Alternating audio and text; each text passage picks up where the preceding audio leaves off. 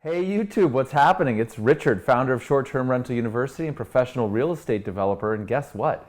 It's been a while, and there's good reason for that. We're living in crazy times, and I've never been busier. And I want to use this video and this opportunity to catch you up and let you know about what's going on, what I'm working on now and in the future, and sort of like circle back and bring everybody up to date. So first, I owe you an apology. This is literally the first break that we've ever taken in filming since we started this channel 3 years ago. Now, if you take a look at the last video I filmed before we went kind of quiet, I encouraged everybody to be introspective and use the gift of quarantine to your advantage. And that's literally what I've been doing personally. I've been really spending a lot of time thinking about what I currently have in my portfolio, what I'd like to have in my portfolio, where the opportunities are, and where they're not. And consequently, I've never done more transactions, both in terms of dollars, and we're talking tens of millions of dollars, and transactions, and we're talking nearly a dozen or more transactions during this period since I've been quiet. So I've been extremely busy working on my portfolio and positioning myself for the post-COVID world, which I think will be filled with opportunity. And I'm also getting out of things that I no longer think are really important, and I think you should be doing the same thing. While Charles is here, we're going to film a video discussing where I see opportunities. So whether you're looking to get started or you're expanding, there's a tremendous opportunity ahead, but you have to be positioned correctly. And if you're not, take advantage of this time to reposition. And in that same vein, I really want to thank so many of you for being concerned about my well-being. I've received countless direct messages and emails and texts and asking if everything is okay. And I really don't mean to go silent or cause you any concern. It's the exact opposite. I've been so incredibly busy and so many amazing projects that I'm working on that I just really needed to figure out exactly what I needed to do and in what order and execute, because ideas and visions are great, but they're really just dreams unless you execute and turn them into reality. So I needed a little bit of space and time and a break from the YouTube channel to make sure that I was positioned well for myself and Erica and my family and my kids and so on. So thank you so much for your concern and well-being, but rest assured, life is great, it's never been better, and while the world is upside down and really scary and sort of like who knows what's happening, for your concern with regard to me and my family, we're healthy, well, and really doing quite well. So thank you so very much. I really appreciate it. So where am I now and what's going on? Well, I'm really honored and privileged to be sitting here right now in the brand new Edge Camp Sporting Club, which is the luxury 14-bedroom house that I created.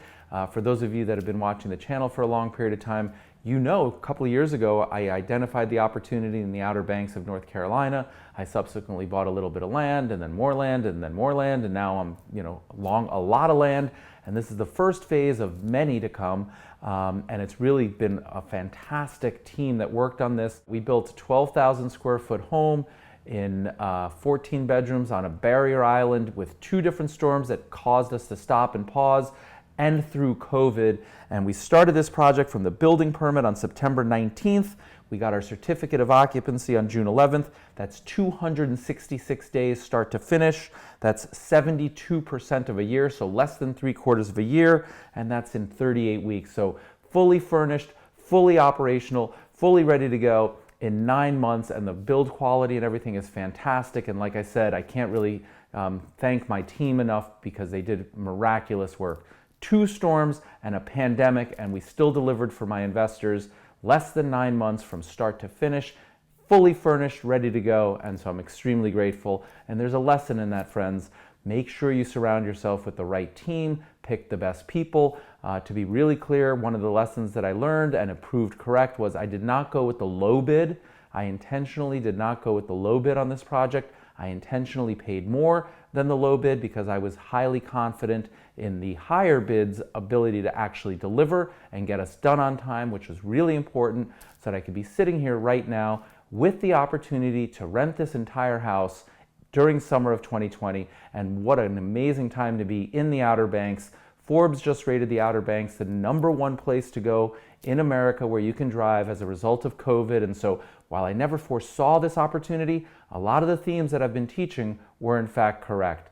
Drive to locations, more rural, more experience-based, places that are a little further and off-grid and things like that, and they're going really well. And the Outer Banks real estate market is absolutely on fire. This entire island is completely sold out for vacation rentals, I think until like August 22nd or so. So it's a great place to be, and it's really important to be here early in advance of that to capture that. So for those of you that are interested in the more specific details about the Edge Camp Sporting Club and what it is that we're doing and what we've built here, I'm going to film another video, so stay tuned for that. This is really just an update video to let you know what's going on, and in that regard, I've also been extremely busy. I was quite fortunate to close on a brownstone in New York City on March 2nd, right before the worst of the pandemic, which would have been, say, around March 18th, March 19th, when the stock market hit lows and the states like New York and California started to close down.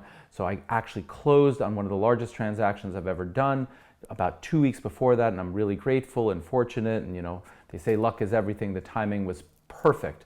So I exited that and I entered into a 1031 tax-deferred purchase of new opportunities, and where I'm finding opportunities is consistent with everything I've been teaching.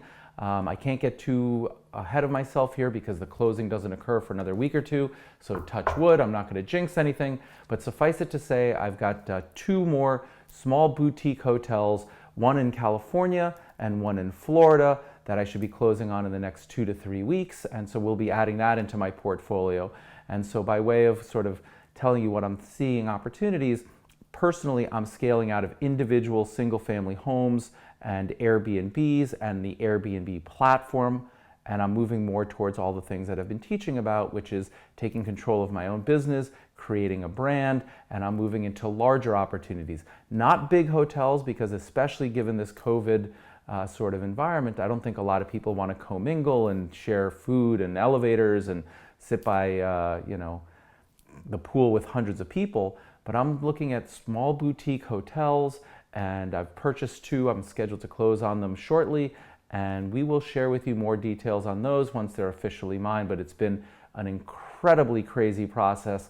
Financing in the hospitality space has been remarkably challenging, and for the first time in my life, I've actually had real challenge, difficulty, and rejection in getting credit extended, not because of me, the individual. In fact, me, the individual, has been approved, but the asset class, hospitality and lodging, no bank wants to touch it right now, and you can't really blame them. They're conservative bankers and they want to know that they're going to get repaid.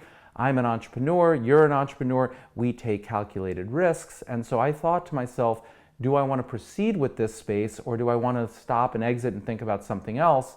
And the reality of it is I had to keep reminding myself, this COVID pandemic is a point in time. It's just a moment. And so if you think forward like I like to do and see the future, I think owning these assets in the locations that we've identified with some modifications, some renovations, some new business model enhancements to the existing hotels is going to be fantastic assets for me to own in my portfolio in perpetuity. And so even though it was really scary and I couldn't get financing, and for the first time I've got seller financing on one property and a bridge loan on another property, I decided to proceed and put my fear, even though it was present, to the side and take a calculated risk. And we will watch on this channel whether I'm right or I'm wrong, and realize this: I have a property down in Costa Rica in Nosara that you've heard about, and that's practically shut down. The entire country has shut its borders to international tourism, and so consequently I have one small boutique hotel that is literally at like 98% vacancy, 2% occupancy, and every single month we're losing money. Now, I'm really fortunate that I'm working with my lenders. They gave me a couple of months forbearance, and I've brought down the staff costs and all the different costs and all the things I've taught you to do so that we can survive and continue to thrive once the world normalizes. But given the fact that I'm actually living through that experience where there's no revenue coming in, and yet we still have to pay all the utilities, and we haven't let anybody go, and my staff has been wonderful and really grateful that they continue to get paid and put food on their plates for themselves and their families. That drag on my earnings, on my income, on my future, I'm human. It weighs on my mind, and it says, well, do I want to enter 2 more like that or not?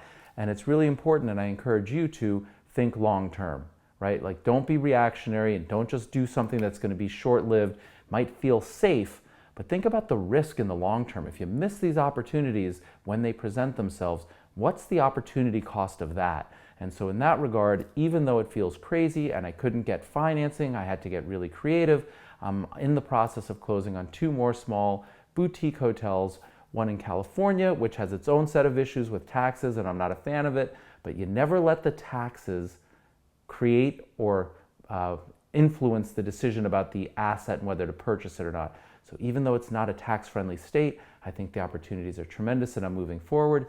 Florida, I'm really bullish on. I love the fact that people are moving from all over the East Coast, the Northeast down, and it's a tax-free state, and so I need a position there. And so consequently, if you think about what I've got going on, I've got the place down in Nosara that we've discussed.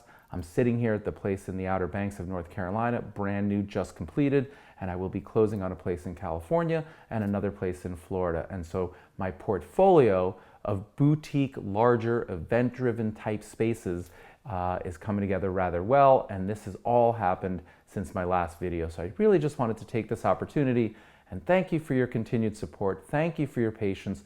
Wish you well during these crazy times, and just inform you that we're going to start new content. It may not be as consistent as it was before, but it's going to be really helpful and more focused on the things that people are asking me about, sort of macroeconomic opportunities, where the future is, how to take advantage of it, and less to do with Airbnb itself and tips and hacks and all that. You can find that elsewhere. I personally continue to use Airbnb, but I'm also moving away and following my own teachings to create my own brand, create my own future, and derive immediate value from my clients and my consistency and my hospitality.